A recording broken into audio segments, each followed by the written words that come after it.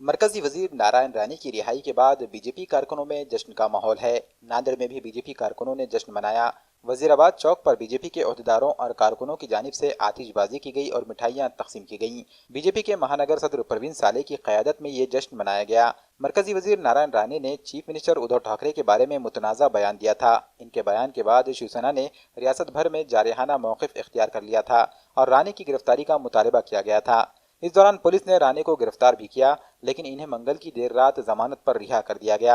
BJP ने महाविकास आघाड़ी हुकूमत पर मगरबी बंगाल की तर्ज पर काम करने का इल्जाम लगाया।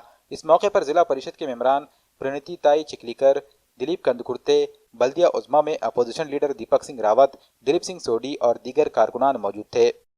केंद्रीय मंत्री आदरणीय नारायणरावजी राणे यांच्या एका वक्तव्याच्या विरोधात त्या राज्य सरकारने केस दाखल केली आणि त्यांना अटक करण्याचा ड्रामा केला।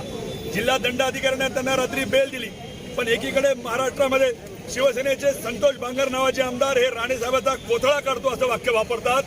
दत्तामामा भरणे जे पालकमंत्री आहेत सोलापूरचे, ते मुख्यमंत्री गेला उडत असं भर सभेत म्हणतात। शर्जील उस्मानी जो पुण्यामध्ये वादग्रस्त विधान हिंदू समाजाबद्दल करतो आणि परत पुण्यात येऊन निघून जातो, त्यांना अटक करण्याची हिंमत या सरकारमध्ये नाही। अनिल देशमुख मोकाट आहेत, संजय राठोडांवर कारवाई झाली नाही, पूजा चव्हाणला न्याय मिळाला नाही, कंगना राणावत यांनी घर तोडलं। विकास कामापासून लोकांचं लक्ष विचलित करण्यासाठी केवळ सोनिया गांधी आणि शरद पवारांना खुश करण्यासाठी लाचोटे धोरण या शिवसेनेने अवलंबलाय।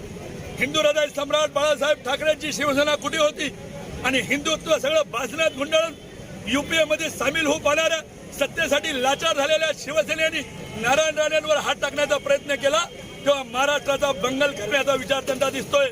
पण आम्ही देखील मोदी साहेबांचे कार्यकर्ते आहोत, अमित शहा साहेबांचे कार्यकर्ते आहोत। आम्ही बंगालमध्ये जशा तसं उत्तर दिलं, इथंही जर उद्धवजी तुम्ही तसा प्रयत्न कराल तर भारतीय जनता पार्टी महाराष्ट्रामध्ये आदरणीय देवेंद्रजीच्या नेतृत्वात, आदरणीय चंद्रकांतांच्या नेतृत्वात आणि आपल्या जिल्ह्यात प्रतापराव पाटील चिखलीकरांच्या नेतृत्वात जशाच तसं उत्तर देईल। अंगावर यायचा प्रयत्न केला तर शिंगावर घेऊ।